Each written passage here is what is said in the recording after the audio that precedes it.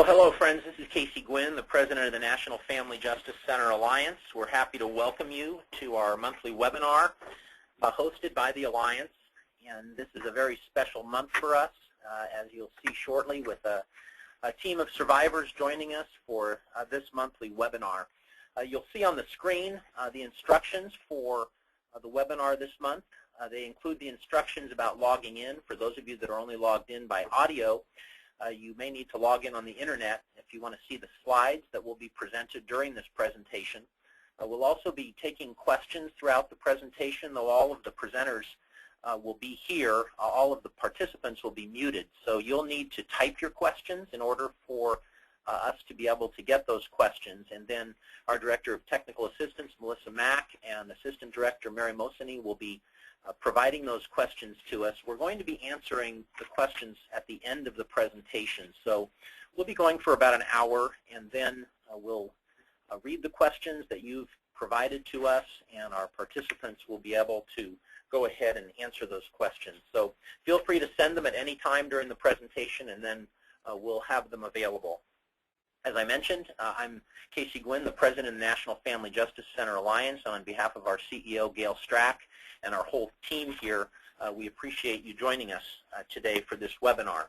We do want to thank the U.S. Department of Justice Office on Violence Against Women for their hosting of this webinar and sponsoring of it. This is one of the monthly webinars we provide nationally and internationally to those working in the field of sexual assault and domestic violence. And I know we're joined on this call today by a whole host of folks from many different discipline areas: police officers and prosecutors and advocates and therapists, probation officers. We've got medical folks on the call, and a special welcome to many of our family justice centers across the country that are actually listening to this call in groups, in conference rooms, and in other settings around the country.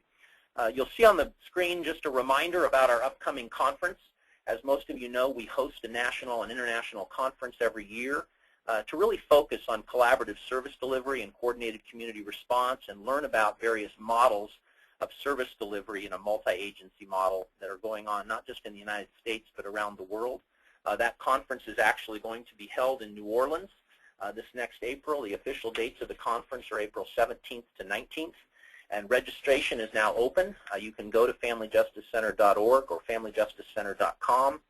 In order to register for the conference, we're already getting a lot of registrations. It'll be an exciting year for us in New Orleans this next year as we profile the New Orleans Family Justice Center, which opened after Hurricane Katrina, and the tremendous leadership of Mary Claire Landry and the City of New Orleans and all the partner agencies that have been part of the Family Justice Center. So we encourage you to join us. We always give a shout out to on all our calls to our Family Justice Center Alliance team.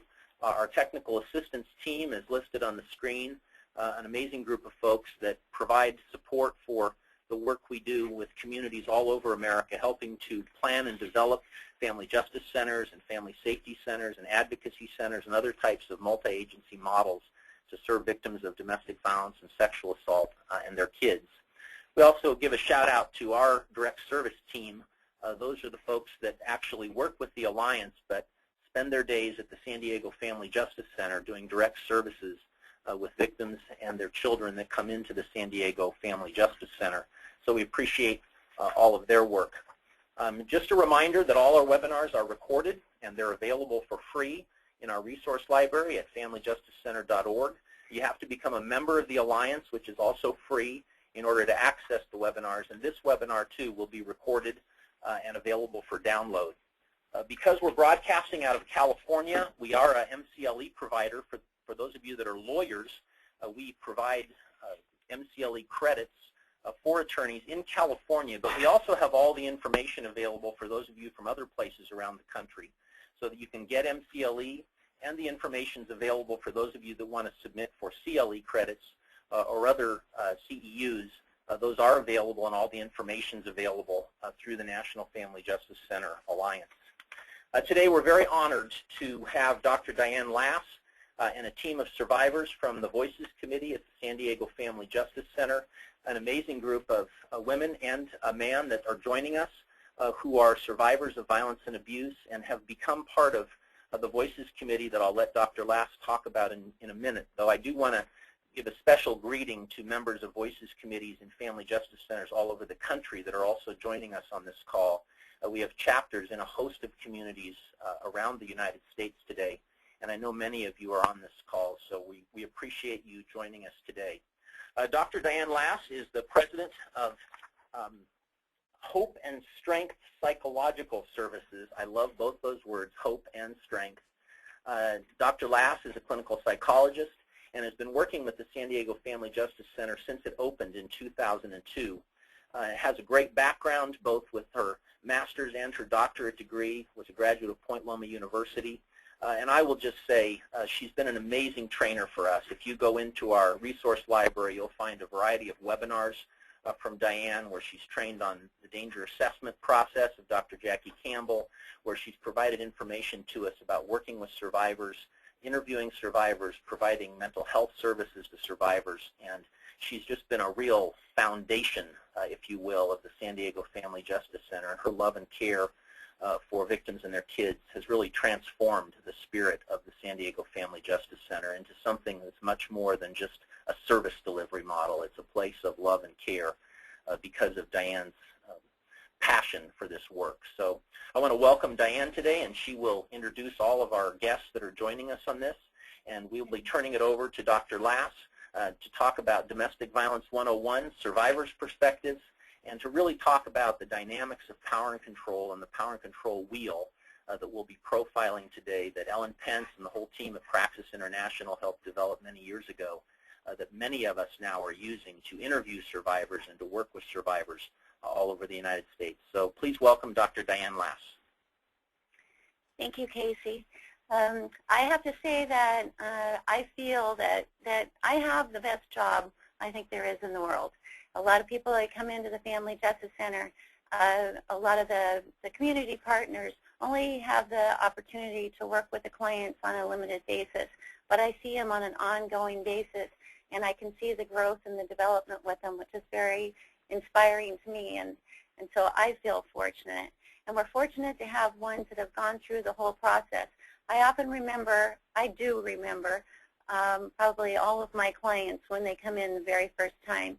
And over the period of time, I see the progress and the growth. And they're the ones that do all the work. I tell them, I'm the fortunate one. I get to see you once a week, but you do all of the work.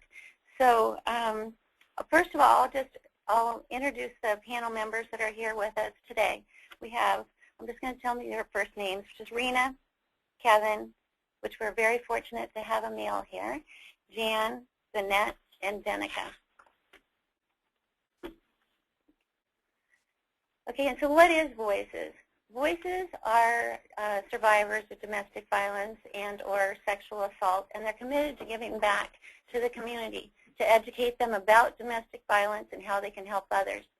They're a group with common bonds. Everyone that comes into the center, or everyone who is a victim of domestic violence, everyone's situation is unique and different, but they have some underlying common bonds, and that helps them to empower each other and strengthen each other. Oftentimes, before they become Voices members, I see them individually and I see them in group. And group, is, to me, is kind of a progression of events to where it is that they understand each other, they support each other, they laugh, they cry, and they don't judge each other, and then they move on and they want to help others in the process, and we're fortunate to have them. And now there are Voices chapters that are existing in many family justice communities. So what I'll start out doing, I'm going to go ahead and ask the panel members these 4 questions. I'll go ahead and read them off, and then we're going to start with Kevin, who will answer, when was your first visit to the San Diego Family Justice Center, and if it is that you came into the San Diego Family Justice Center initially, what was your relationship to your abuser, the length of time of the relationship, and if there were any children in the relationship. So Kevin? Yes. Okay, so this is Kevin. Thank you all for listening today. My first visit to Family Justice Center was July of last year. My relationship to my abuser was someone that I've been friends with for 8 years, had dated on and off before and was married to for a year. And there was a child in the relationship. It was a stepchild that I helped raise since he was a little baby boy. Thank you. Jenica? I came to the Family Justice Center last August. I was with my boyfriend at the time for not even a year, maybe 10 or 11 months. I was friends with him a little bit prior to that. We don't have any children together. Marina? I first came to the Family Justice Center in April of 2007, and I was with someone for 5 years, boyfriend, and then we got engaged, and there was no children in the relationship. Thank you. Jan? I'm actually a survivor speaker, and I was invited to join Voices by Voices members, and that was in 2008. My relationship to my abuser was I was his wife. The length of the relationship was approximately 10 years, and we did not have any children. Thank you. Minette? My first visit to the Family Justice Center was in 2010, September of 2010. Actually, that was my second visit. I was in a relationship for 6 years with my abuser. We have a 6-year-old boy together. Okay, thank you very much. So what we're here to talk about is the power and control wheel, which the power and control wheel obviously is a tool to help us with identifying different tactics and behaviors of abusers and to help victims understand what's going on within the relationship. As you can see, obviously it's a wheel, and in the hub is what the intentions of it is, which is the power and control. And the spokes are the different tactics that are used by abusers. One thing that's important to remember is that although there's a different tactics here, and there's examples of the different tactics, just because maybe there are certain ones that are in the relationship, and then there's certain tactics that aren't used within the relationship. It doesn't throw it out. Some are there, some aren't. There's examples that would be different. So also, if there's, as we know, there's emotional abuse, there's physical abuse, and there's sexual abuse, among others. But you cannot, sometimes with the power and control, it can be just emotional abuse. But there's not any way that you can have a sexual abuse or physical abuse without having the emotional abuse in it as well. And a lot of times, the emotional abuse is what's so difficult. The reason why I'm going to talk a little bit about, or have the survivors talk a little bit about the cycle of abuse, because I feel that it's really difficult to separate out the two. Although they're two different instruments, in the cycle of abuse, the power and control wheel are the tactics the abuser uses to keep the victim within the cycle of abuse. And over time, if the tactics within the power and control wheel do not work as well, often the frequency and the severity of the abuse goes up. So I think it's important to just touch a little bit on the cycle of abuse before we go on to more about the power and control. First of all, I think I'm going to have Jenica just touch on a little bit about the honeymoon phase. I realize that in the honeymoon tension and acute battering phases, that's not always exactly in this cycle. Maybe some phases are longer or shorter. Maybe there isn't even a honeymoon phase after a bit of time. So Jenica, could you tell us if you did experience a honeymoon phase and what that looked like to you? Yeah, honeymoon phase is pretty much exactly what it sounds like. It's the part of the relationship where everything is perfect in every single way. And prior to this relationship, I was in a relationship where I didn't get any compliments, I didn't get any attention, I didn't have any sort of, I wasn't in a good relationship either. So when I entered this one and I was surrounded with flowers and I was like just covered in compliments and I'm everything, and I got everything that I wanted and everything that I could dream of, and he paid for all the bills, and he told me I was beautiful every morning. It's like, it's almost too good to be true. I think that's where that saying comes from. It is too good to be true, because it was so perfect, and I was just waiting for the other shoe to drop, and then it did. Thank you. Jan, would you say that you had a honeymoon phase in your relationship? Yes, it was similar to what happened with Jenica. Is everything was perfect. I was wonderful, beautiful. He loved me, would tell me that often, but slowly the verbal and the emotional abuse crept in so that when the shoe did drop, it was actually muffled, and I wasn't really as shocked as I should have been because it was that insidious slowness of the abuse itself. Thank you. And Kevin, can you tell us if you experienced situations within the tension building phase? Yeah, with the tension building phase, it actually happened pretty quick after the honeymoon phase. In hindsight, it's easy for me to identify it now. At the time that it was happening, it happened in really subtle ways where she would become very agitated over something, and then become explosive, and then start engaging in stalker-like behavior. And that was pretty much cyclical, where that process would happen, and the tension would build and build and build. Most of the tension that I experienced for the duration of the marriage was limited to a lot of emotional and psychological tension building. The violent tension building didn't come till the very end of the relationship. Thank you very much. And Vanette, how about the acute battering? Have you experienced? The acute battering was the actual incident. That was when things blew up. That was when the punches, the slaps, the really bad parts of it. At that point, it was when I pretty much just would get into a mental state of, I just want this to hurry up and be over. When you go through so much of the emotional and the verbal things, you're almost looking forward to that acute battering phase to just hurry up and come and get it over with, because you know then that the honeymoon phase is right after. The acute battering is probably very much up there with the emotional abuse, very bad, depending on the levels of violence. For me, it was pretty severe. It was the choking and the threatening, and all of that came hand in hand with one another. Thank you. Okay, so on the power and control, we just have the different tactics listed here, and you can just read through them. But as you notice, some of them are subtle.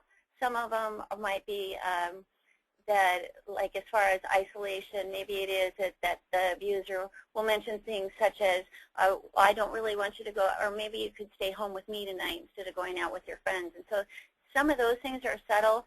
Some are like threats, something that is, I'm going to kill you or your mother or whatever if you leave me. So some of them are very, very subtle, and some are direct. So what we're going to do now is I want to ask Vanette if she would tell us how she feels the power and control would be beneficial as a victim for advocates or others to use with you.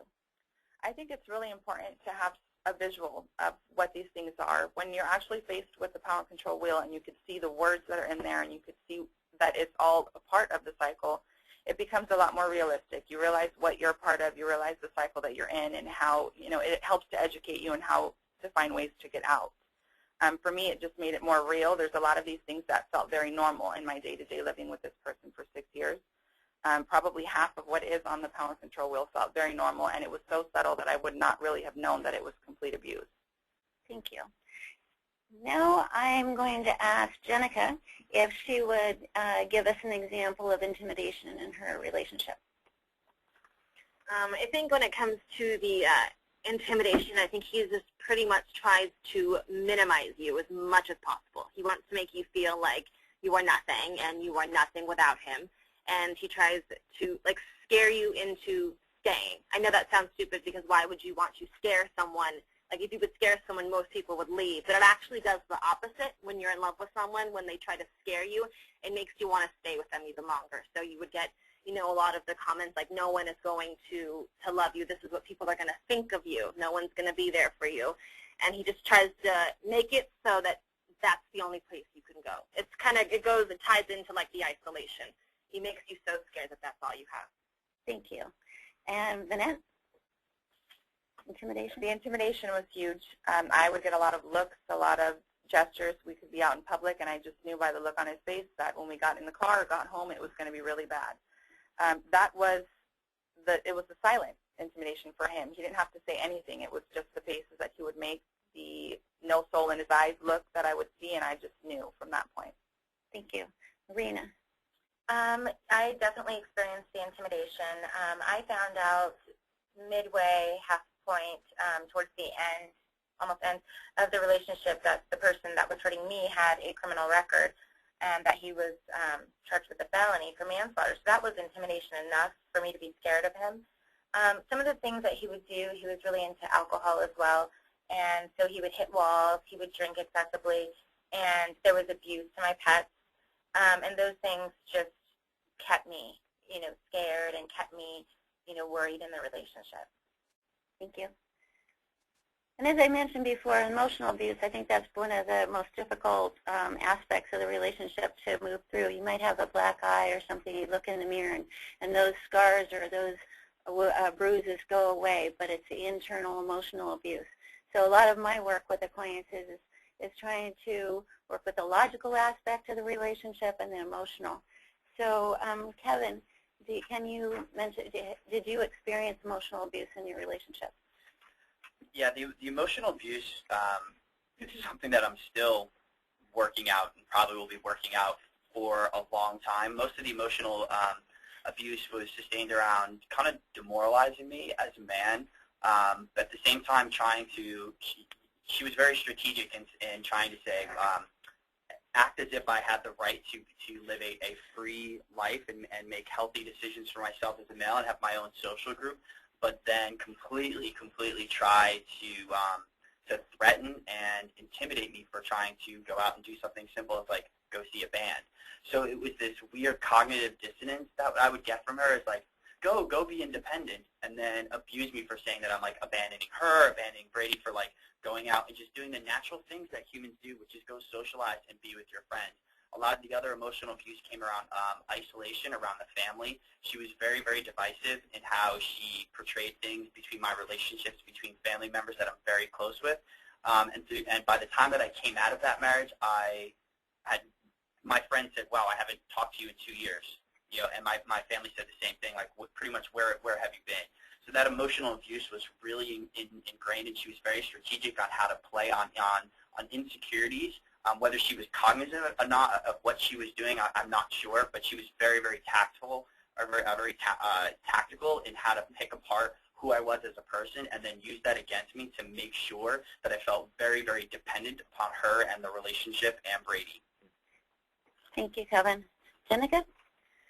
Yeah, I think I have to kind of agree with Kevin. This is something that long after you end the relationship and way long after all your bruises fade away, this is going to stay with you for a while. And as it's only been a year for me, same as Kevin, it has a really hard time to turn around and forget about those things, because the emotional abuse is so catastrophic to your feelings and how you look at yourself and how you view other people and you view other relationships, that at the end of it, he's done so much to you, and he's called me an idiot, he's called me stupid. I managed to put the blame on myself for so many things that happen that it changes how you look at people. It changes the things that you tend to believe in, and all the things that you had faith in, you lose, because this person managed to just completely destroy it with his words, not even with his hands. It's the things that he says, and when someone says things to you and might do things to you, it's horrible, no matter who it's to or who it's from. But when that person is the person you love more than anything, it completely alters how you feel, alters what you believe in.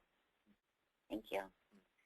As far as isolation, I think sometimes that's confusing, because isolation, basically, you would think of that you're isolating from family and friends, anybody who's a healthy support system.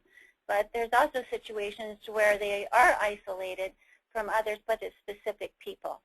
Maybe it is that they still have big family functions and they still hang out with a lot of friends, but those are kind of hand-chosen. So now I'm going to have Rena give an example of isolation in her relationship. Well, what happened in my situation was a lot of jealousy and a lot, like I said before, a lot of intimidation. He was very controlling about where I went and who I was with.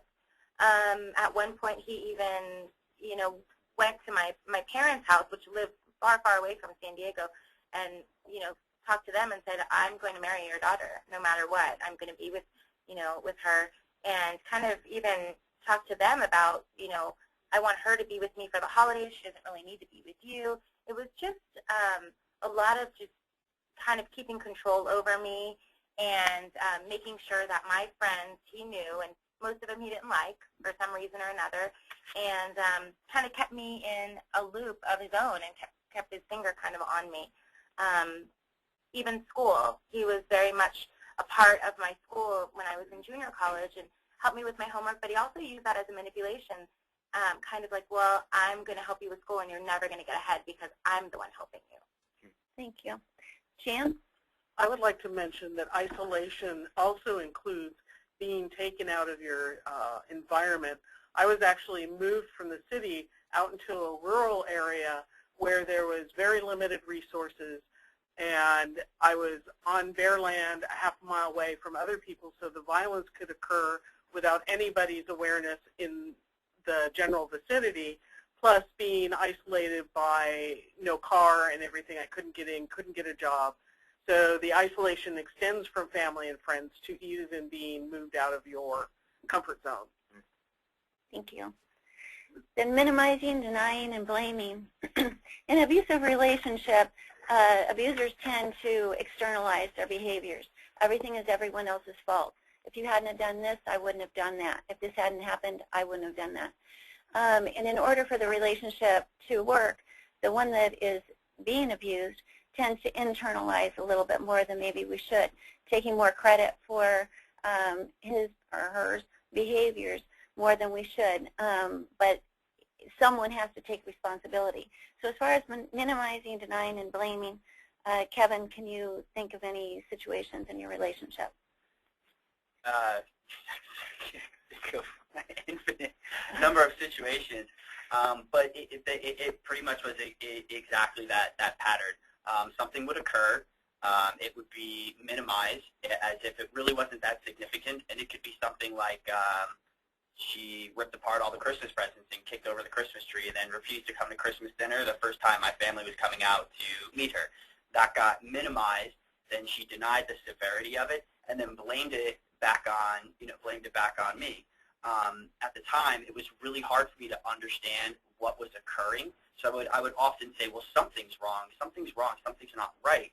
And it would get pushed back on me as if, well, there's something wrong with you. And I'm like, but the behavior, look at the behavior. And it was kind of this back and forth where my whole body was communicating to me that something was wrong through the anxiety that I felt, but I couldn't communicate to her what was going on because I didn't fully understand the dynamic.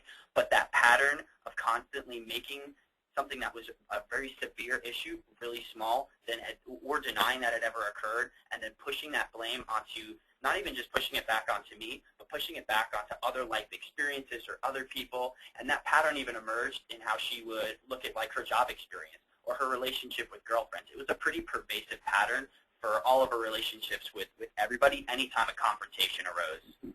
Thank you, Kevin. Jenica? Yeah, I think this one was actually really huge for me, too. It ties in a lot to the emotional abuse because you start to really blame yourself. Anything that happens, whether it be big or small, he never took responsibility for anything. And the one thing that he would always tell me after any time anything ever happened, he would always look at me and say, you need to take responsibility for this, too. And as pathetic as it sounds, it works. Because I would think, oh my God, I just shouldn't have said that. If I had just shut my mouth, this would have never happened. If I hadn't done that, this whole thing would have never happened, and we would be completely fine right now. And I managed to take so much blame up until, I met these wonderful people, and I learned, I'm not the jerk. That's right. Okay, now we're going to go on to using children, and the two in the room here with us that had children within that relationship is Kevin and Vanette. So, Kevin, you want to touch on them? Yeah, using children is like a really sensitive subject for me. I still have not really kind of worked through this whole process, but when I reunited with my ex-wife after not seeing her for a couple years, she had a little baby boy whose father was absent, and when he did try to enter back into the picture, he had issues with domestic violence and not paying child support. He honestly didn't even live near the child, lived 2,000 miles away. And so I helped raise the child, everything from teaching him how to talk to what colors are, and walking him to school every day, and eventually getting him out of Head Start and paying for him to go to a private school so he had to get a good education. and my ex was very aware to that bond that I had established with the child, and it was used in every situation where I said that the relationship was unhealthy, that it wasn't good for the child to be exposed, that when I would bring up things like counseling, she recognized how close that tie was because she could see that I was trying to protect.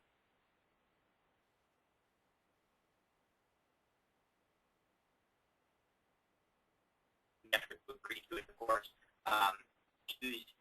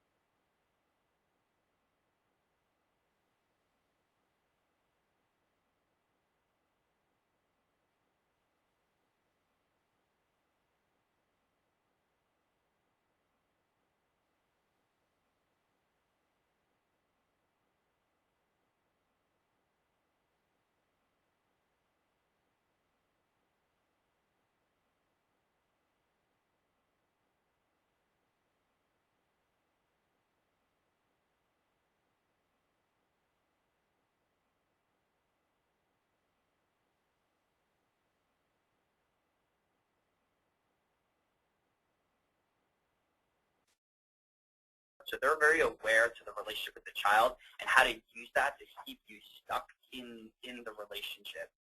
Thank you, Kevin. Lynette? A lot of our arguments were including my son. He had different beliefs on disciplining. He wanted to spank and scare my son, and I believed in communication. So a lot of the arguments were about that. He would make me feel, after all the emotional abuse, that I could not raise my son alone. I couldn't be a single mother like my mother was. He would put that in my head that, I couldn't do it without a man. A lot of our downtime when I was not with him and the times that I left, which was probably a good at least 10 times that I did leave him in the 6 years, he would use my son to relay messages to me, to tell him, tell Mommy that I love her, I'm sorry, I want to come home. There was things like that. That was a pretty constant thing in the relationship. If I wouldn't accept the messages or would just tell my son to disregard those things, then the next visitation that I had to either pick up or deliver my son would be completely violent. He would then use that time to threaten me and threaten to take my son away, which he at some point did try to do. Thank you, Lynette. And male privilege, obviously, I guess it should be privileged because it's not necessarily male on female, right? So I'm going to have, because of that reason, I wanted to have Kevin touch on that as well as far as the privilege. Yeah, as far as the all the domestic roles in the family, everything from cooking to laundry to taking care of, just keeping the house functioning, making sure that Brady had his stuff for lunch and everything like that. I took care of that and was told, even though I did it of my own volition, like if I got stuck at work late, she would say, well, we're not going to eat. We're just going to sit here. We're just going to starve. And it would be 8 o'clock at night and time for the child to go to bed. And she would put all this guilt on me as if like she had to constantly be taken care of, and that everything in my life had to ladder up to serving every need of hers, no matter how crazy or insane the need was. It was my job to service that 24/7, and if I ever deviated from that, then I knew that the whole tension building phase was going to start all over again. Thank you. Vanette, you want to touch on that? Sure. He was the king of the castle, and that was his title. So I had to be the queen and obey what the king said. There was a lot of times that he would say, know your place as a woman. You shouldn't talk to a man that way. You shouldn't do that to your man. You should be in the kitchen. There's laundry to do. There was a lot of things like that were thrown at me as that was my role. That was part of my job as a woman. That was what I needed to do as a woman. As his queen, if I didn't do the things that he wanted, he would then lower the title and say, well, you're not really worthy of being the queen of the castle because you're not obeying your orders. It was pretty ridiculous. Well, you are the queen. I am. Okay, economic abuse. Dan, can you think of anything? Oh, definitely. I had a great job. I was very well employed. I had stocks, bonds, savings, and when I met my husband, eventually I walked away from the job, and we started up these different businesses that would sound great, but what would happen is he would start them and then he would drop the ball in my lap and expect me to carry it, and of course I had no clue of what to do because it wasn't my goal. And eventually when we ended up in the back country, there was one car. I was actually homeless before we got out there. One car, no job, no way to get out or feel I could get out. So I was basically stuck in that situation. But it's really in depth. It's really more than just losing your job. It's just they take control of everything. And because I'm 56, I was brought up in that era where the man was in charge of everything, and I actually gave that autonomy to him. And walking away from it now, it will never happen again. Thank you. Rena? He definitely kept control of all of the money. When we started kind of the boyfriend-girlfriend thing, he would pay for everything and take care of everything. I never really had to want for anything. And so I thought, I was working a temporary job and going to school, and he was like, don't even worry about it. I've got you, and we're gonna do this together. So it was like a team at first, but then little by little, I remember we went to a Padres game one time, and he brought a couple of quarters, and he was like, we're going to take the trolley, and he's like, do you have any money for your part of the trolley? And I'm like, well, we're kind of living together, and we're kind of in this, like, what's going on? And he had control of all the money. If he didn't buy groceries, he would say, you know what, I didn't buy groceries, so we're just going to have to figure something out. You're going to have to kind of earn your keep.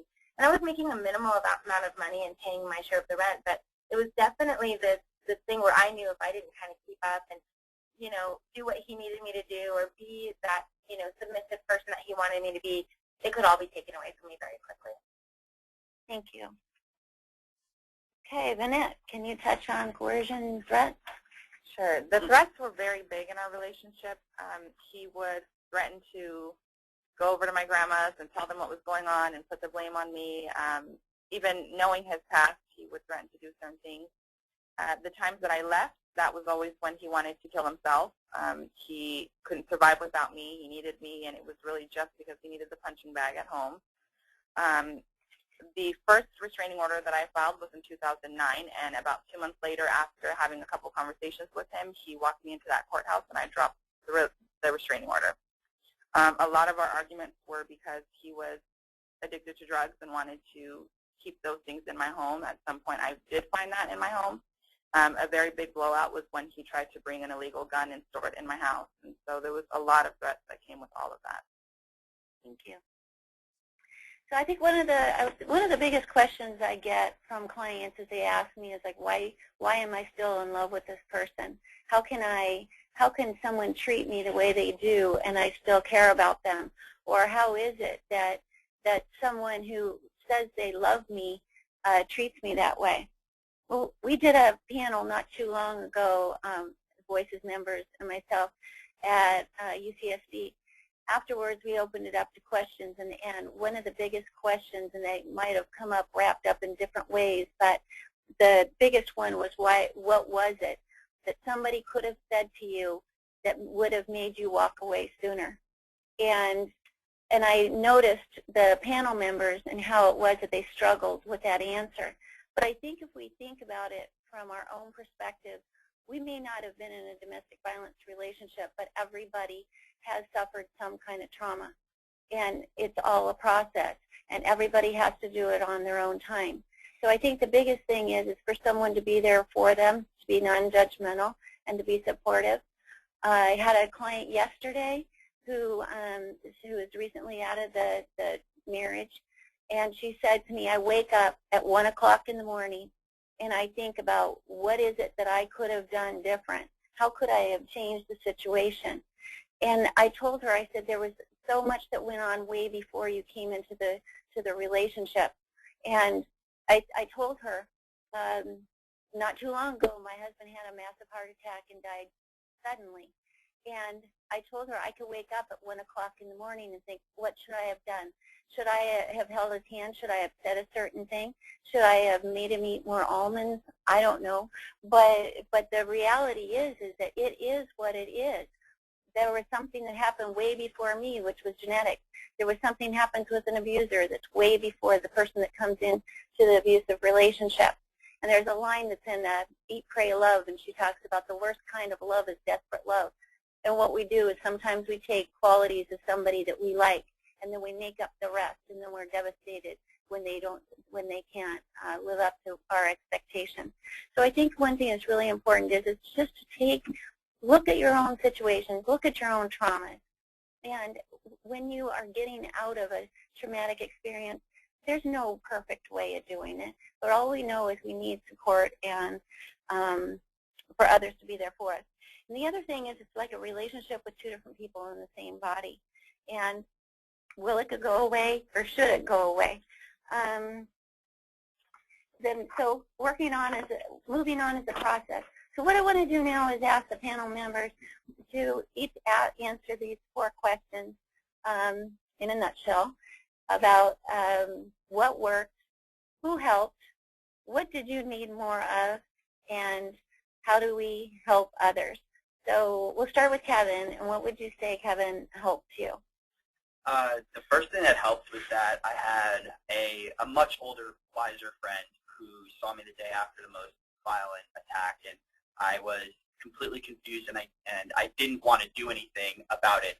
And she forced me to lift up my shirt. She saw the bite marks, my tooth that had gone, my teeth had gone into my lip, and I mean, I was just really, really messed up. And she said, look at yourself, you have to go down to the police station. And I was still in a daze. Once they got me down to the police station, the police officer who was filming me said something very specific where he said if I was on the beat right now, he said I would want to go throw handcuffs on this immediately. He used a different word. And I was like, okay, maybe something really is wrong. So then once they got me to the Family Justice Center, there were numerous people that were very patient with me, trying to tell me, do you realize what's going on, and walking me through the process. And I was in such denial that I don't think that without members of Family Justice Center being patient, letting me sleep there because I couldn't go home because my walls had blood all over them and it was too traumatic, if those people didn't keep baby stepping me through the process and having different people take turns coming in and explaining the severity of the situation, I wouldn't have made it to counseling. Then once I got into counseling with Dr. Lass, that was like Pandora's box. And that just opened up this whole history for me of trying to understand what was going on inside of me that even allowed me to be open to somebody like that coming into my life. And then going from working with Dr. Lass to going into the group, being in the group where we all come from different situations and different backgrounds, but realizing that there's this commonality and pattern and trend in all the things that we've all gone through. It was a whole bonding experience, and we learned a lot from that. And then those relationships blossomed into relationships that we all now have in the real world, and we are all a big support system for we text, we call, we talk, we work through things. And then I also got fortunate in someone that I've dated that has been an interesting process, and it's been up and down because we both came out of abusive relationships, but we at least try to work things out to educate each other and to be open-minded about how to rebuild ourselves after having such a damaging and kind of painful past relationship. So I guess that whole process linked together is kind of what's got me to where I'm at now. Thank you. Jenica? Yeah, similar to Kevin, I think what brought me into the Family Justice Center was actually just a police officer who referred me there and said this is where, I needed to be. And, these people, the ones, you can't see them, and I'm so fortunate to be sitting next to them, but the Family Justice Center, this place, they saved my life.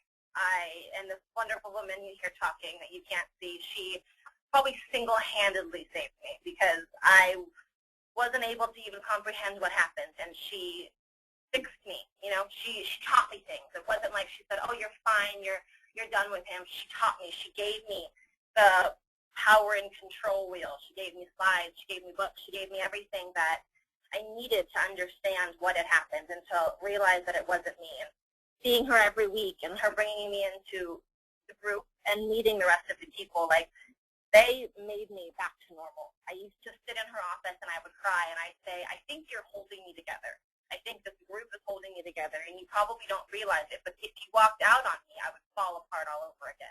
I was like, I'm trying to stand on my own, but in the meantime, you're helping me stand. That's exactly what these people did. So this place, I owe everything to. It's why I do these things, because I am forever indebted. Thank you. Rena? Well, when I came to the Family Justice Center, I only came to have my face looked at. I thought I had a broken nose. I was pretty certain of it, and I just wanted someone to look at my face and tell me, your nose is broken, or no, it's not. I was in denial, and all of the things we talked about in the power and control wheel. I had a lot of guilt and shame. So when I was there getting my face looked at, a volunteer handed me a card to a therapist, Dr. Diane Lass, and I started doing work. Very shortly after that, I think within that week. And we worked for 3 years. And it was ups and downs, and I'm a big question asker, why? And sometimes what we did and what I'm learning about psychology now is sometimes you don't know why, and it's okay to sit with the answers and know that there won't be any answers, and you will never get closure. And so that was a big struggle for me, but I worked through it, and I learned so much. And I'm forever grateful for turning those feelings of blame and shame and guilt away and getting my power from it. The Family Justice Center overall, after I finished therapy and started becoming a member of Voices and eventually the chair and now all these amazing things, I couldn't thank Casey enough and the center enough, because I see so many women come in, and the panel around me is such a strong support and a group of survivors. So that is just proof that it can be done. And I think what we need more of, and I think what I could have needed some more of at the time, was just a way to talk to my parents. Because I was so, culturally, it was, I'm Hispanic, and my family was, they didn't understand. We're a strong Hispanic family. You don't stay in that sort of relationship. And my father, I just didn't even want to go there, because who knows what he would have done. My mother and grandmother were the kind that were just like, it's okay, let's just deal with it. And they just wouldn't understand. So I think maybe I, went through therapy, getting more tools with Dr. Lass to figure out how do I bring this up. And it took years for me to really tell them the whole story, and it's still very hard for them to hear, because they don't understand still the why, as to why. It's taken a lot of work with them. But one thing that survivors need to know, and victims or anybody who's going through this and working with them, is after, it's been, 4 years now since I've been, in that relationship, even a little bit more, and that the scars go away, but it really, you heal a lot, but it never really truly goes away. That experience is always with you. Things can be triggered even 4 years after. If someone humiliates you, or you see someone being, a man being a little aggressive with a woman in a parking lot or something, those things come back, and those feelings are always there. No matter how hard you work, it's still some part of your past.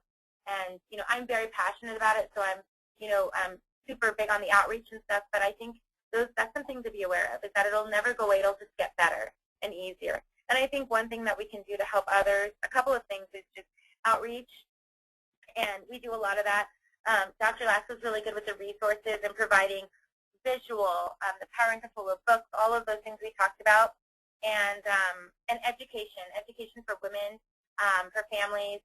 I think that's going to be coming up big in San Diego, just to let people know it's not okay, and to let people know a little bit about PTSD. I mean, I was hit with a frying pan in the back of my head, and I could not fry an egg for 3 months because I was terrified to go in my kitchen and use a frying pan. That's something that people need to know about.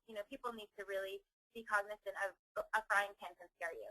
That sounds ridiculous, but it was traumatizing.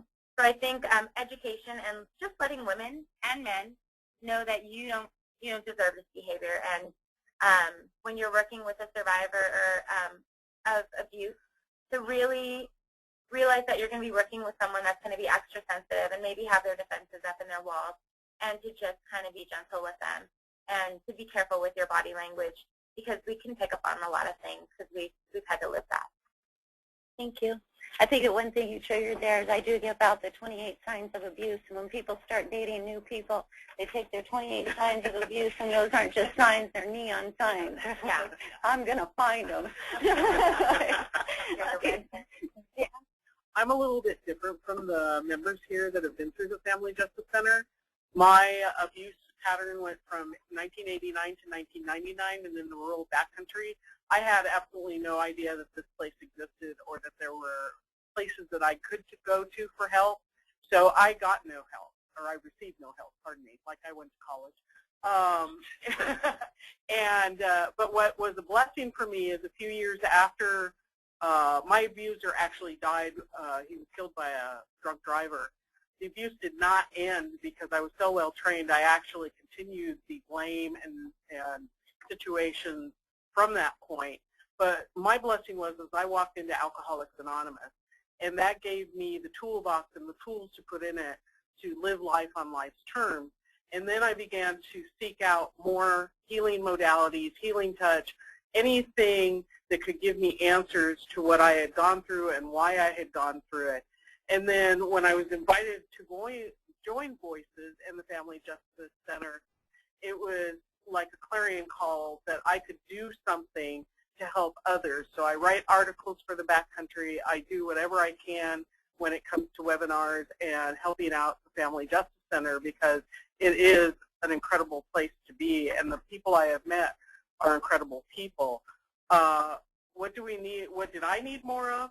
Information like this. If somebody had planted the power and control wheel in front of my face, it would have snapped me out of the hypnosis I feel like I was under. I would have looked at it, and because words aren't always enough, but having a physical, viable thing sitting in front of you telling you, hey, this man is making threats, does he intimidate? I could have said yes, yes, yes, and that might have nudged me closer to leaving the situation. And how do we help others? Awareness. There is not enough going on in the world today to show people that this is not acceptable behavior by people, especially out where I live. There's very little domestic violence awareness going on. Even in our city today, this is Domestic Violence Awareness Month, and there has been barely any media attention given to it. And that in itself is a shame, and we need to increase what we are doing so people know that there is help out there, the behavior that's going on is not acceptable, and that we can make change in people's lives. Lynette? What worked for me was I stumbled across a big folder of his paperwork that he had from DV classes that he had taken in the past. He was hiding all of that from me, and I stumbled across it maybe halfway through the relationship. After reading some of those things, I realized how involved I really was in the whole cycle of abuse and how one day I would have to figure out how to get out. So I began educating myself, taking notes, doing anything that I could do to just really get some homework done on the DV cycle and everything. Who really helped was actually coming into the center and meeting Dr. Lass and meeting all of the people that just greeted me with no judgment at all. And just everyone at the center, everyone at the Alliance just helping me really to stand tall, because there is those good and bad days, and that's something that a lot of victims and survivors don't really know. You think if you're having a bad day, you miss him, you want to call him, you want to text him, you think, wow, well, why am I thinking that? I shouldn't think that. So to have someone show you and tell you that that's pretty normal and it's okay to feel those things, that was very helpful. The one thing that I think I could have used more of was just people like the people at the Family Justice Center. I'm from a very traditional Mexican family, and they're very judgmental. You stand strong as a woman. You don't let a man do that to you, and if you do, you don't talk about it. So that was something that I really could have used more of, was the non-judgment. How I'm helping others now is just by getting the education out there. Everything that I've learned, I now want to give to everyone else so they know, and just doing whatever I could on a day-to-day basis to be a part of this movement to speak up against domestic violence. Thank you, Vanessa.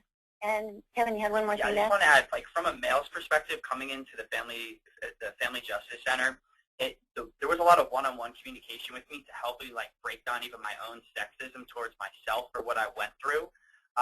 There's a lot of data, historical data, that makes it look like the domestic abuse rates are really high from men to women. it took a lot of detectives telling me that the field reports are different than what men actually report themselves. So when police officers go into the field, it's pretty close, the amount of abuse from males to females and females to males. It's just that men don't come forward and talk about it, and because there's just so much like self-sexism against ourselves about what we go through, and there's a lot of glamourization around a woman smacking a man. So those type of kind of cultural nuances and strange memes that have emerged in our culture make it so that men a lot of times go through things that we don't even realize we're going through, and we brush it off as just being, well, it's normal.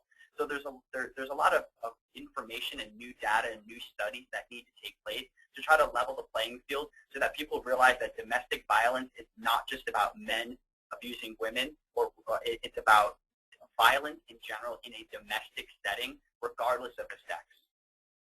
Thank you, Kevin. And you know, I tell my clients many times when they come in, the domestic violence may be what brings them into the center, but then we just kind of start at the bottom and work up and just for their own empowerment. And I think these guys are all examples of how the changes do occur and how empowered they are. I'm incredibly proud of them for speaking up the way they do. And there's 4 things that I say all of the time. And I believe that everything happens for a reason. It is what it is, which that one they don't like usually when they first come in. And that, you know what, someday you're going to look back and you're going to be actually kind of be glad this happened and they think I'm crazy, but they keep coming back. So anyway, it is what it is. We're trying to make sense out of something that doesn't make sense, and there's a bigger picture. And I believe all of those. So I'm happy that I was given the opportunity to spend this time with you, as I think it just helps me to give you a glimpse of my world. And I think, as I said, I have the best job. Well, thank you, Diane, and thank you to all of you for sharing. We've gotten a variety of questions that I want to just jump into for a few minutes here. But before we jump into the questions, let me just say thank you to each of you for sharing your stories. I think that the sharing of your story is the truth that people need to hear in order to reflect on their own situation and their own truth and be able to figure out the path that they have to go on. My dad always used to say, a person with an experience is never at the mercy of a person with an argument. And your experiences are power. And what tends to happen in the domestic violence world is that somebody goes through this trauma and abuse and they find their way out of it, and they don't necessarily want to stay engaged in the work. And a lot of people, it's not healthy for them to stay engaged, to keep identifying as a survivor, keep talking. And yet, when we hear your stories, they're incredibly powerful. And when your stories are together as opposed to isolated from one another, then they're even more powerful. Because together, you have an unbelievable amount to offer to people. And the questions kind of reflect that. We've gotten a variety of questions from police officers saying, so how do you think I should use the power and control wheel? Should I be using it in interviews? Should I actually be going through it and showing it to victims and asking if these things happen? And I think the resounding answer to that is yes. Yeah. But I'd love anybody to reflect on that. Rena, your thoughts? I think absolutely. I think seeing a visual tool is really good for victims. When a police officer is at your house, and weekly I used to have male and female police officers coming to my house, and I mean, I would get comments like, oh, I was just here last Friday, like, what's going on? And they would say, it's never going to change, you know, and they were really the only people that knew. My family, my friends, remember, I was very isolated, so no one knew. So if somebody would have put this in front of me, I want evidence, I have questions, I'm a student, so I want answers. And if someone would have showed me this and showed me that other people are going through every single rung of this wheel, it would have made a different impact on me. If I would have, I mean, I never even thought it was domestic violence until the very end. And if I would have seen something like this or heard something like this webinar or seen something on TV and known that there was more resources, it would have changed so many things for me. But yeah, this is a really good first step, seeing this power and control wheel. Basically, I looked at the back of the incident report or the police report and saw the numbers, and I just made some calls, you know, and that's how I found the Family Justice Center. But this is a really great tool, and it kind of, you can identify with it, something you can see. Other thoughts on that as far as the use of the power and control wheel and interviewing a victim for law enforcement? Yeah, definitely. I met two detectives right away, a male and a female, and they didn't have the power and control wheel in front of them. Like, I didn't see something, in any image. But what they were able to do is they kept like when I was in denial, they kept calling out all these signs. They're like, "You are showing these signs. You are showing these signs." And day in and day out, I spent a lot of time down at the Family Justice Center, and every day they would just come in and talk to me, and they would interview me, and then I would say something and say, "Do you realize that this reflects this type of behavior?" And so they kept walking me through. So their level of education and their patience with recognizing how screwed up I was in the head helped me kind of break that cycle and then understand that I was going through this power and control wheel and that I was in a lot of danger. Thanks, Kevin. Anybody else? Sure, Rena. I also wanted to say, too, when all this stuff is going on and you're in the middle of, say, you have post-traumatic stress disorder, you've been crying for days, you haven't slept, your mind is not right. So someone can throw a big word out like, "Oh, this is intimidation, it's classic." You may not know, depending on your education level or who you, like the victim at home. Once everybody leaves, the cops go home, you're sitting all by yourself, you still have something that you can look over when you have a clear mind, when you've had some sleep, when you've had a shower, and you can look over these things and keep them on your refrigerator and say, "Oh my gosh, I have an example of this." So it's something that you can keep with you and refer back to many times. We've gotten a lot of questions from folks about kind of, for those of you that did interact with law enforcement, what did they do that was good and helpful, and what did they do that was bad and not helpful?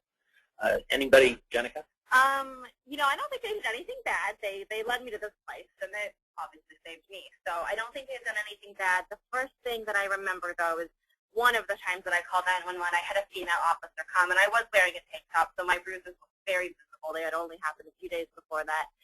And she looked down at my arm, and she had this look on her face like she felt my pain. And she looked at me, and she goes, "Well, is that from tonight?" And I said, "No, this was from a different night." And she put her pen down, and she goes, "Do you think you deserve that? Is that why you're still here?"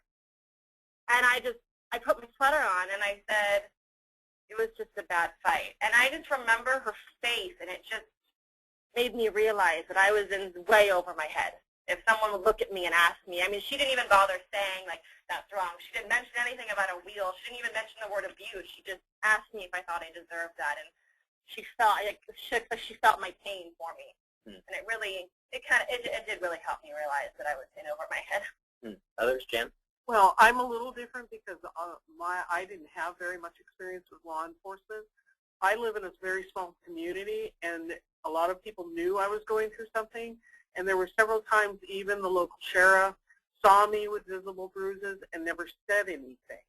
So I don't know if that was a lack of understanding of what was happening. I doubt that. But I don't understand why he never came up to me and said, "Do you need help?" Or if it was because of a lack of education on how to deal with the situation. But I was left hanging by my own local law enforcement. I have to say, I love the San Diego Police Department. I did have one negative experience in my situation with the San Diego Police Department, and that was when I had called the police, and he had followed me, he had a GPS tracker on his ankle, actually, and tracked me at San Diego State. I was afraid to go into my house, so I called the police to see if they could just check my house because he had a key. And I had an officer ask me, "Are you sure you're just not mad?" because he's an ass. And I sat there in shock and disbelief, and one officer took the other officer aside, and I think he kind of educated him a little bit, but that stuck with me, and that made me not want to come forward anymore because I felt like, oh my gosh, I'm just one of those girls that keeps calling and they're not taking this seriously, and they think that I'm just, this horrible person just false reporting. And so I was just, it really hurt. I know that that was one isolated incident. After that, I had plenty of female and male officers that came, were very concerned about my safety, but like Jenica had mentioned, it was beyond concern for my safety. They gave me all of the whole lecture about this is your guy, this is not safe, but they were also like, how are you? How are you coping? Do you have friends or family? What, and tried to help me in that way. So that was a very positive experience. Kevin? The detectives, when I called them, yes, I lied to them because I was trying to protect something, but I was covered in blood, head to toe. I mean, they took all when the case actually unfolded. I mean, they used all the clothes in court. They should have come in. I mean, my ex-wife broke her fingers by the way that she hit me. When I tried to get a restraining order, I was told by a female judge that, yeah, we think that the attack occurred, but it was a one-time incident. And I had to be violated all over again in court. It took a couple of months for the district attorney's office to put together the whole case, and they wound up charging her with multiple felonies and sentencing her to 1.5 years in jail. So my experience, with the system, with the judicial system, was kind of flip-flop. The detectives were unbelievable. The field officers, I don't know why they didn't come in, and I know that the detectives that worked with me did open an investigation into that because I was so bloody that they didn't understand why they didn't come into the home.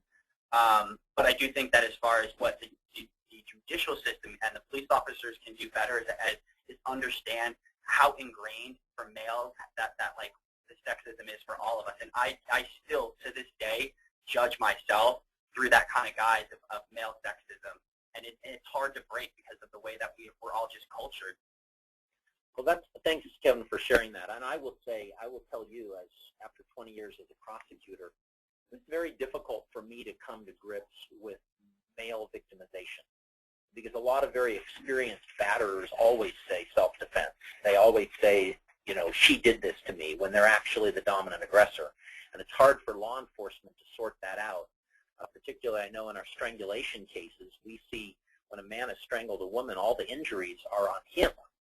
And he says, she did it, to me. And she did, because she, of course, is fighting for her life while he's trying to strangle her. And so it's very complicated to sort out those dynamics. But I appreciate your participation in this. One of the things I like about the Family Justice Center model is serving men and women, serving same-sex relationships and heterosexual relationships, and really starting to understand the dynamics of violence and abuse, whether the victim is a man or a woman, or whether it's a same-sex relationship or not. Because it's been quite an education for me, because in law enforcement, because of a lot of homophobia that exists, we don't even really understand same-sex relationships in the typical law enforcement response until you really get educated and trained. But when you have a wraparound service model where everything's under one roof, you start to really learn from each other. When you have gay and lesbian identified staff, you start learning from them and understanding their experience. I will say there's a number of questions here. People are kind of asking about, they're particularly interested in the idea of the Family Justice Center environment and why you all felt it was welcoming or warm and supportive, and how it would differ from any other experience you might have had, and what the center did to make it warm and welcoming and make you feel welcome. So I'd love any quick thoughts on that. When I walked in, I immediately saw women that looked just like me. The volunteers were Hispanic women. They were just very, very sensitive. I walked in with a black eye, two black eyes in my nose, and they never were ever judgmental in any way, never wow, or any body language, anything. They were just comforting, warm. It was so funny. I walked into the kitchen the first day and was waiting to see Dr. Lass, and someone offered me coffee and bagels and just the little touches. There was a lot of brochures around that were just like love shouldn't hurt, and just all of the things that I looked around and thought, wow, that's right. That's right. I felt really, really comfortable with everyone I encountered. For me, it was definitely welcoming. As Rena said, you walk in and there's people just ready to tend to you, whatever you need. You're thirsty, you need blankets, whatever it is you need, they've got you there. For me, the biggest thing was that was the first place in 7 years that I felt safe. And for victims, that's a huge deal because they take that away from you. Your abuser takes that safety net away from you. You no longer feel safe. You're walking on eggshells everywhere you go. You think everybody's out to get you. So to come into some place and know that you're safe and your children are safe. I brought my son there, and it came out of his mouth that he felt safe. He didn't want to leave there. And it was really nice and really comforting to know that I was completely overwhelmed with all these emotions of, I had to get a restraining order. I had to see a doctor. I had to do all these things. And to know that I didn't have to go to 10 or 12 or 20 different places to do it. They were all there ready to serve me all in one day. And it took a couple days to get everything done, but I was still going to that safe place the next day. I wasn't going to a courthouse. I wasn't going to a hospital. everything was there and ready to help me. And I wanted, this is Dr. Lass, I just wanted to mention real quick to toot Manette's horn, is that she actually comes into the Family Justice Center and hangs out in the kitchen and talks with other victims now, and obviously because you know how much that meant to you. Right. It was that warm environment. Very big deal to have someone there and just ask, how are you doing today? To ask something that had nothing to do with the abuse, because at that point you're thinking, well, they're looking at me and my finger is broken. It's obvious that I'm beat up, and you're thinking, well, they're going to ask me what happened. And to just have someone say, wow, I like your sweater, you know, how are you doing today? Something so simple could be the biggest help ever. Yeah, it was the same experience. I mean, as a male, it's kind of like when I didn't really know where to turn. And from the minute that I walked through the door, even the detective that said, you have to go here. Like, it wasn't even a, you may want to go here. They said, walk down the street, go to this place.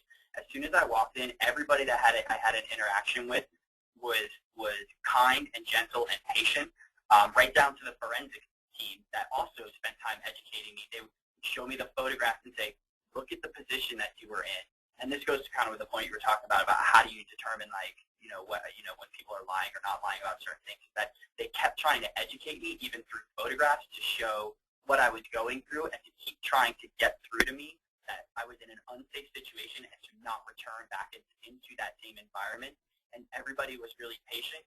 And there was an odd thing that occurred, that no matter what kind of issue came up in my head, there was somebody there that I could go to and talk to that could relate to it. So when my restraining order didn't go through, like, Yvonne was right there and she said, this is exactly what I went through too. So there was always somebody there that could share a similar story that made me feel like, God, I am not losing my mind, I'm not crazy, and that at every level of what we have to go through in order to stay protected, to fix our lives, there is somebody there at every touch point to help us through that process and then to teach us how to pass along those skills to other people.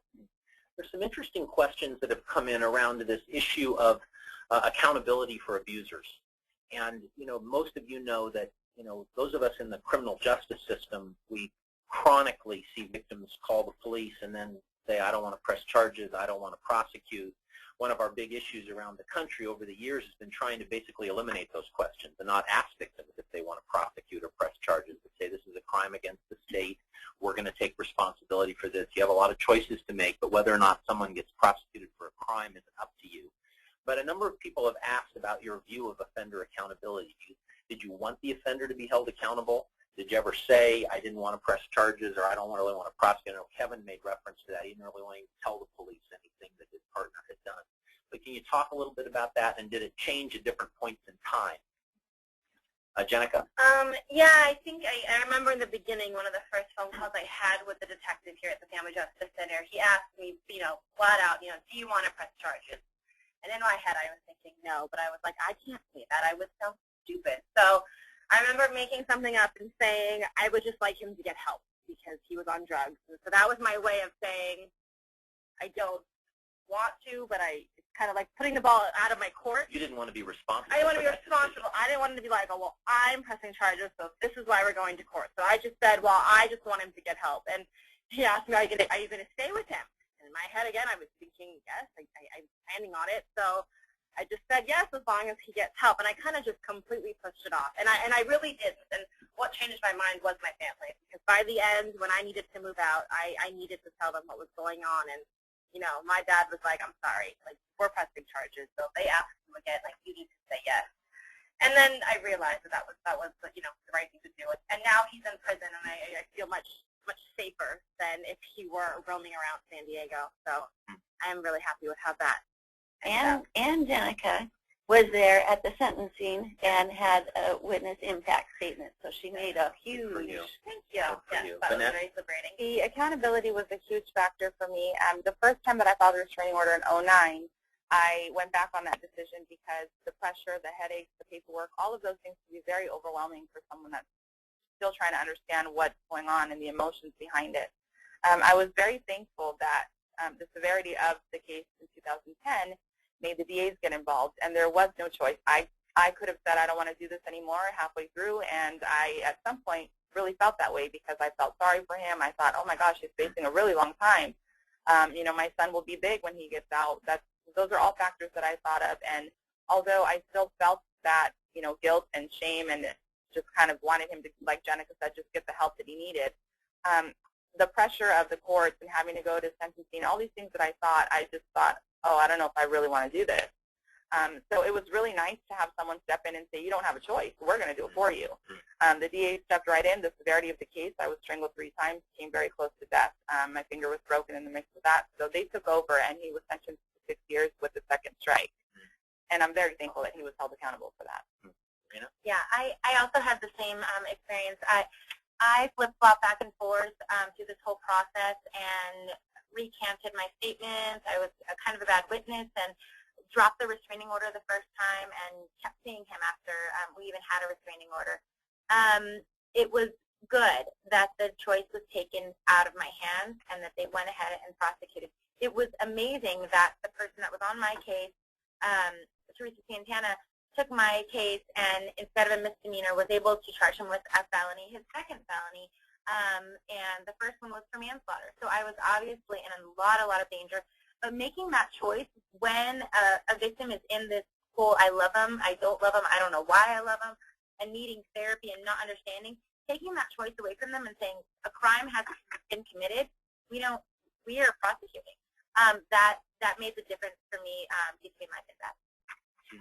Kevin? As far as accountability, I had a really unique situation because I wanted nothing more in the world than to hear the woman that I was deeply in love with to say, like, I am sorry, what I did was wrong. But instead, I had to go into a restraining order hearing and hear her not take accountability for it, then hear a judge tell me that it was not a big deal. So that created like an interesting situation for me where I felt violated and abused all over again. So after leaving that situation and working with Dr. Lass, I had to go through like my own kind of accountability, kind of forgiveness process, and it forced me to look at things in a different way because I wasn't going to get that validation from the judicial system at that point. When the DA put everything together and they hit her with multiple felony charges and extradited her back to California, there was a sense of validation, but even in court, she couldn't even take responsibility for it to the degree that she was arguing with the judges, and the judge had to be like, you need to stop and listen to what I'm saying.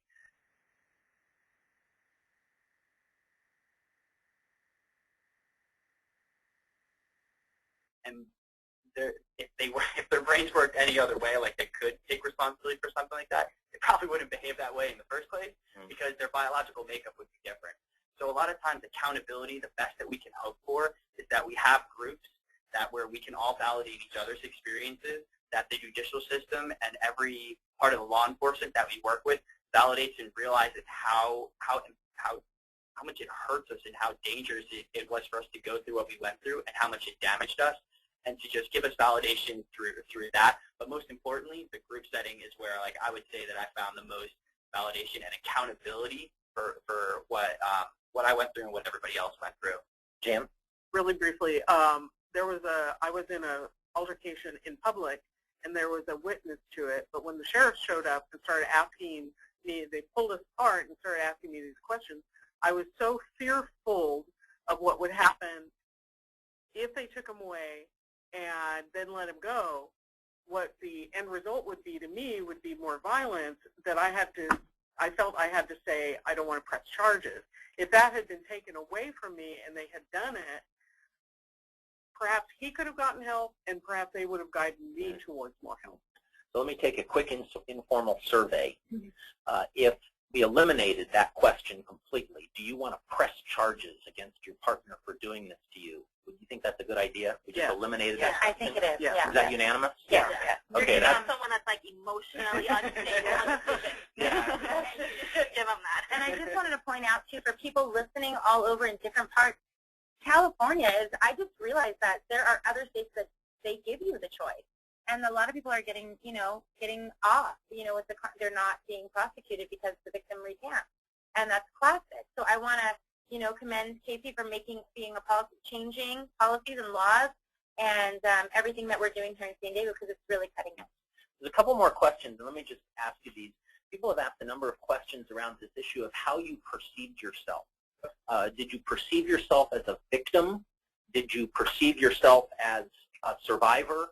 And if you didn't at the beginning, in the journey of the abuse, if you didn't perceive, you didn't identify that way as a, quote, victim or a battered person or a battered woman or a battered man, at what point did you start to understand that you had been victimized, and at what point did you start to kind of understand this notion of survivorship or being a survivor, kind of becoming somebody because of what you've been through that is stronger now than you were before? Vanessa? I think that the whole time I was in the relationship, which was close to 7 years, I think that in that time I felt I was a victim. It was very obvious that he was the abuser. I was the one on the other end always trying to make peace and trying to put that to an end. And in those times I did feel that I was a victim. However, the last incident, we were not together, and I was already very educated on the whole cycle of abuse, and I came very close to death. I had doctors tell me that I really shouldn't be breathing after that incident. So that just put in my mind that I wasn't a victim. I was a survivor. I survived something of 6 years, and I came very close to death at the hands of someone else, and I would use my story to help others also survive. So, no, I'm not a victim. I'm a survivor. For me, I never felt like a victim through the whole thing until I started going through the restraining order process and people started referring to me. I had a lady help me with my statement and type it up for me, and she says, "Oh, so you're a victim of abuse." And I thought, I just went through some things. I never identified with that victim role, and until I never even identified with the survivor role until the first time I spoke out, and we spoke at Thomas Jefferson Law. And someone came up to me, in tears after the presentation and hugged me and said, "You're a true survivor." And it just resonated with me. And I thought, wow, I did survive something. I was a victim. And after hindsight, it all came back like, oh, I really went through something and I survived. And now, impacting others through the survival story is amazing for me. So. Jim? All I did during the abuse was exist. That's all I could do. I never knew what was going to happen next. I never had the mind space to even consider myself as a victim. And they didn't really have those labels back then when I was coming out of my relationship and when I was learning to survive on my own. So it wasn't really until I became involved with the Family Justice Center and Voices that I began to realize I had been a victim, that I was a survivor, but now I consider myself a thriver. I've gone past the survival phase, and I'm thriving in my new life and learning to live differently even from survivor mode. That's great.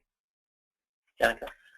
Yeah, I have to agree with Rena. I didn't ever put anything on myself. It took me a long time to say that I was a victim or a survivor. I think the first time I used the word survivor was in my victim's impact speech. I put, like, one of the last things I said was, I was a victim and now I'm a survivor.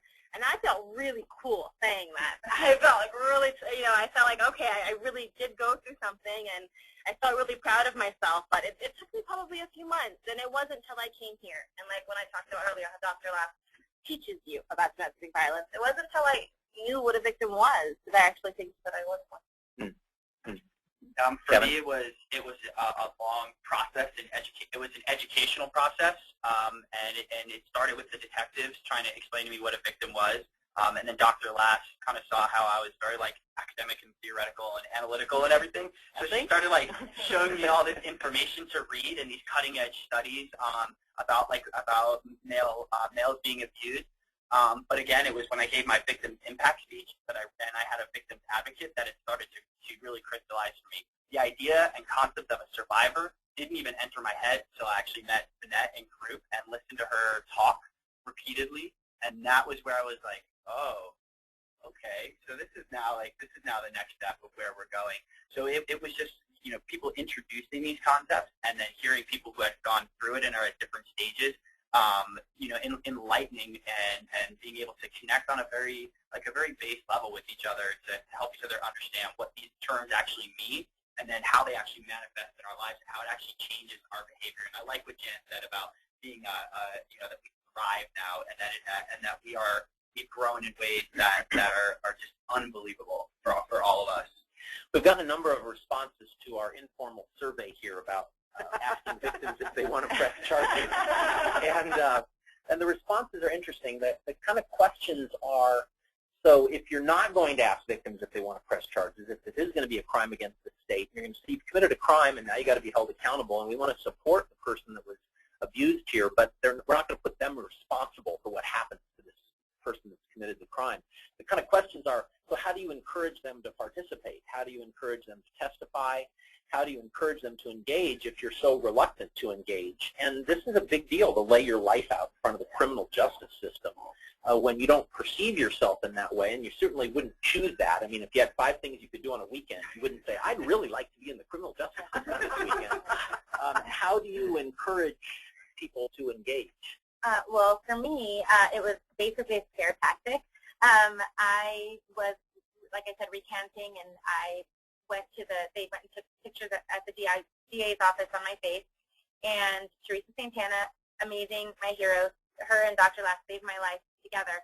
And she looked at me straight in the eye, and she says, "That's fine. I won't prosecute. You're seeing him still. You're not being completely on it. Like, there's a lot of stuff that went on." And I said, she goes, "I'm going to prosecute him, though. He's committed manslaughter before, and he's very violent. And I think, if you don't want to prosecute him now, and we're not going to do this now, I'll just prosecute him when you're dead, because he's going to kill you regardless." And that was a scare. I was in so much denial, and I knew I was in danger, but it really hadn't hit me that someone else could look at me and say, "You're not going to be alive any longer." And that flipped the switch for me, and I said, "Okay, whatever you want to do, if that's what you think," and I complied with everything after that. The wake-up call. Completely changed my life, yeah. What else? What else do you think encourages victims to engage in the system, be willing to testify, even if they're not going to be, quote, responsible for prosecuting the case? But still, in many cases, the victim's testimony is important, and they have to be willing, if they get subpoenaed, to come to court and tell the truth. So what do you think, Jan? Well, having survivor advocates available to talk to an individual who is so filled with fear of any repercussion would be a great assistance to furthering prosecution, because having somebody that's been through it means a lot more than having somebody that may have never been through it and talking to us and throwing data at us. But having someone say, "Hey, this happened to me. Did this guy do this to you?" Having the similarity between the situations would be phenomenal for a lot of the victims. Good. Survivor advocate. That's a powerful piece all over the country. Kind of going on what Jan said, I do think that the advocate is very, very important, and that's the work that all of us do. But I also, going back to the power wheel and all of those things, I think the education and giving them a visual, something to take home on their own time, because believe it or not, we do a lot of thinking at home after these incidents. And having paperwork that you get to take home that's informative, that's not just boring old, oh gosh, it's another headache. Paperwork that's really going to catch their attention because it's stuff that they're living. Things that they could take home and just really educate themselves with, I think, would help to build that motivation to be involved. That's great. The educational materials are phenomenal. Even if I was at the center all day, at the end of the day, I would still get a phone call from like a victim's advocate or someone from the center saying, "Hey, just checking on you." And this went on for months and months and months, even after the restraining order didn't go through. And then once they started the charging her with the felonies, I'd get calls every day from the victim's advocate, and the center was just always in constant contact with me to walk me through that process. And the district attorney spent hours on the phone with me. So kind of it's baby steps. Having education material and human touch points where people can relate to what you're going through helps us feel more confident in taking on somebody that has ultimately dominated our lives. Just going back to what I said about the education and the paperwork, just kind of replaying everything. If you were just a victim at home and you're going through that time and it's an emotional state, these people, the DA's office have your address. These people, how big of an impact would they make if you go and check your mail and there's in an envelope just the power wheel? To open that up on your own time at home and to really have something to read, I think would make a huge difference in a lot of these cases. Great. Well, I want to thank you all for participating today. Diane Lass, thank you for facilitating this conversation, and thank you to each of you for sharing your stories. It takes a lot of courage to share your stories. It takes a lot of courage to be able to identify in such a way that your story then can help others. And I'll repeat what I said earlier, which a number of people have commented on. A person with an experience is never at the mercy of a person with an argument. And your experiences are power. Your experiences together are the voices that should be heard across the country and around the world when systems are trying to design their responses and when agencies are trying to decide what to do. Listening to survivors is always going to direct you in the right path in your policies and procedures. Too often, a lot of agencies, not just the criminal justice system, but the civil justice system, community-based agencies, don't listen to survivors. They say, we know what they need, or we know what they're supposed to be getting, or what they're supposed to do. And your voices become loud when together you intertwine your arms and you say, listen. And we're honored to have you all here so that people could listen. I know on behalf of the 500 people that were on this call, I should say thank you for your willingness to share your story and to be part of this. As we wrap up this webinar, I want to thank you all for participating. We put a reminder on the screen about our conference. Each of the stories of survivors begins the chapters in our book, Dream Big, that Gail and I have recently published. And I encourage all of you, if you haven't done a focus group like this with survivors in your community, to be doing it regularly. Whether you're in a family justice center community and you're asking them how the services are going now, or you're in a community looking to do better service delivery, you should be sitting down with survivors and asking them about their experience and how the systems were treating them and did treat them and what they'd like to see happen. I think you've heard a lot today about what can and should be happening if we're really going to break the cycle of family violence in this country. It's very poignant for me to kind of wrap this up with these amazing stories of survivors because, as many of you know, we've been blogging on this, but in the last 12 weeks in the United States of America, there have been 10 domestic violence mass murders, and there's been absolutely no national media about it at all. Over 50 people have died in those 10 mass murders, not including the 4 people that die virtually every day in this country right now from family violence. So as we celebrate Domestic Violence Awareness Month, we know 2 things. We have a long ways to go, and the voices of survivors can guide us on that journey and struggle we have to stop family violence. On behalf of the National Family Justice Center Alliance, thank you for joining us today. Thank you to all of you for sharing your stories. And thank you for the work you all do, not just in California and the United States, but around the world to help stop violence in the family and violence in the home. Bless you.